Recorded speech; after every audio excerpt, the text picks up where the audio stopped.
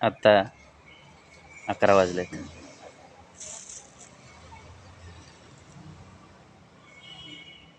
वटवृक्षाच्या खाली बसलो आहे आणि मला शांतता लागते खूप. म्हणजे विचार करायला खूप शांत राहावं लागतं. तुम्ही आत्तापर्यंतचा प्रवास पाहताय, खूप आनंद वाटतो. म्हणजे इतक्या जणांचे मेसेज येतात, काही फोन करूनही मला माझं कौतुक करतात. आनंद वाटतो मला. आणि काय सांगू, माझी डायरी ही नेहमी सोबत असते.